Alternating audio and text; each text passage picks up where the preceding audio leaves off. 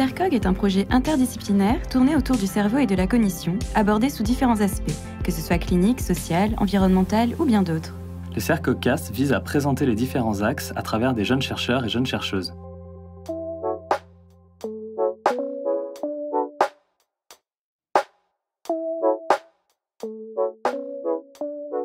Bonjour à tous, je suis Vaya Tessan, en deuxième année de thèse au Grenoble Institut des neurosciences et membre du conseil scientifique junior de CERCOG.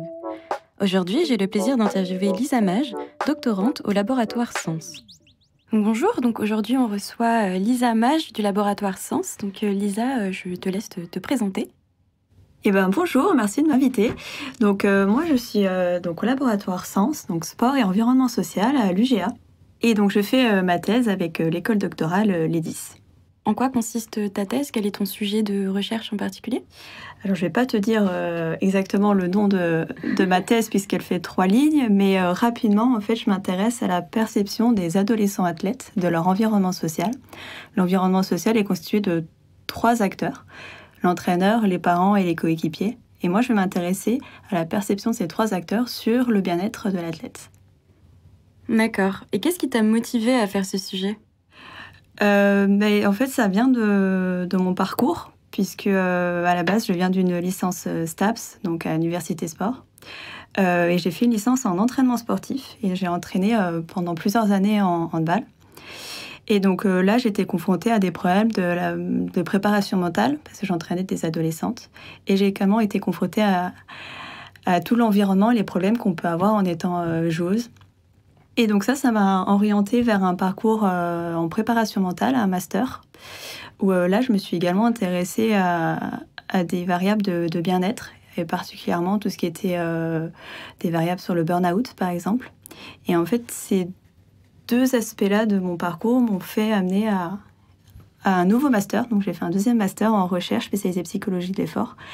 Et tout ce parcours-là m'a fait monter un peu mon sujet de thèse sur l'importance de l'environnement social et en même temps l'importance du bien-être. Donc c'est une construction sur le long terme. D'accord, c'est super intéressant. Et que dit du coup la littérature sur tout ça? Alors là, sur la littérature, c'est un petit peu compliqué puisque le but de ce sujet de thèse, c'est d'aller pousser justement au-delà de ce qui se fait dans la littérature, puisque à l'heure actuelle, la littérature s'intéresse souvent plutôt à des binômes d'acteurs, soit par exemple l'entraîneur avec les parents ou l'entraîneur avec les coéquipiers, mais étudier les 3 en même temps, c'est quelque chose d'assez rare actuellement.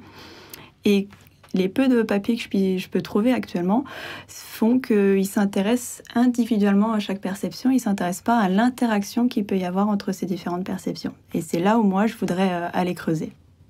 Et donc, comment elle se mesure, cette perception de la motivation chez l'adolescent sportif? Alors moi, j'utilise différents outils. Je vais soit utiliser des questionnaires que là je vais distribuer, donc du coup je construis mon questionnaire en fonction de ce que j'ai envie d'étudier, ou sinon j'utilise aussi des entretiens. Donc là on va être en face à face et je vais enregistrer notre entretien pour ensuite pouvoir analyser les audios.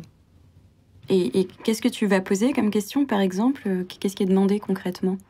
Donc là pour les entretiens ça va surtout dépendre de l'objectif de l'entretien, puisque ça se construit avant, il faut élaborer une grille, mais typiquement ça va être par exemple comment tu t'es senti, quel impact ça a eu, est-ce que tu as perçu que quelqu'un de ton environnement social a été en désaccord avec quelqu'un d'autre. Mais en fait c'est super compliqué de poser les questions puisqu'il ne faut pas que ça soit des réponses induites dans la question. Donc, il faut rester souvent vague et pas l'inciter à répondre comme nous, on a envie qu'il réponde. Et qu'est-ce que tu veux démontrer avec ces analyses et ces questionnaires, finalement? Moi, avec tout ça, l'objectif ultime, ça serait de démontrer une hypothèse de compensation. C'est que on sait à l'heure actuelle dans la littérature que la perception d'un acteur, si elle est positive, aura un effet positif sur l'athlète. Et moi, donc, je voudrais savoir, avec cette interaction, s'il y a un acteur qui a un comportement négatif, est-ce qu'il peut être compensé par un autre acteur qui a un comportement plus positif? Et donc là, pour l'instant, je n'ai pas encore la réponse, c'est au stade d'hypothèse. Et le but ultime aussi, c'est de monter une intervention avec les sportifs, justement, qui auraient des difficultés dans leur environnement social, essayer de maximiser ses perceptions positives par rapport aux perceptions négatives. Et donc ça veut dire quoi, cette intervention, ça consisterait en quoi concrètement ? Concrètement, tu imagines ça un petit peu comme un cours, en fait, avec différents blocs qui consisteraient un peu à des TD, à des travaux pratiques. Et l'idée, c'est de donner toutes les clés à l'athlète pour qu'il puisse faire face à ses éventuels problèmes. Donc comme si j'étais un enseignant, mais il y aurait aussi des travaux pratiques, que ça vienne de lui, qu'il soit proactif. Et tu construis ça au fur et à mesure en petits blocs, avec à chaque fois des thématiques. Et les thématiques évoluent et on s'assure qu'à chaque fois, c'est acquis avant de continuer à la suite. Et donc, est-ce que pour le moment, tes recherches t'ont permis d'obtenir des résultats ou autres ? Alors, pas actuellement. Non. J'ai beaucoup de dossiers ouverts et tout est en train d'être analysé. Donc là, je pourrais pas te répondre encore. D'accord. Et tu as pu parler de ta recherche dans une communication scientifique récemment ? Oui, totalement. La semaine dernière, à l'ICSS, c'est l'European College of Sport Science, qui était à Paris. Et donc là, c'est la première fois que j'ai pu parler de mes recherches face à des personnes qui faisaient partie du champ disciplinaire, mais également à d'autres personnes qui venaient de physiologie ou biomécanique. Et donc là, c'est des échanges très intéressants puisque les personnes qui ne sont pas forcément du champ peuvent poser des questions un peu plus naïves. Et des fois, ça nous permet de remettre un peu en perspective et de nous questionner un peu différemment sur nos recherches. Et en parlant continuant dans la recherche, justement, est-ce qu'il y a un article récemment, ou pas récemment d'ailleurs, qui t'a plutôt marqué sur ta recherche ? Alors, c'est des articles très spécifiques sur le champ.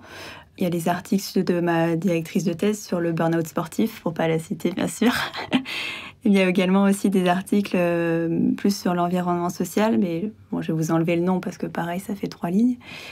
Mais je pense aussi qu'il y a plein de... J'ai plus le nom en tête, mais de livres qui viennent de sportifs et qui racontent un peu une autobiographie et qui racontent leur parcours et leurs difficultés qu'ils peuvent avoir. Et donc, je pense que ça aussi, c'est des lectures importantes à avoir puisque on oublie assez souvent que les sportifs, même de très haut niveau, peuvent avoir des difficultés. D'accord. Et s'il y a quelque chose qui te tient à cœur par rapport à ton sujet et que tu souhaiterais aborder, quel est-il ?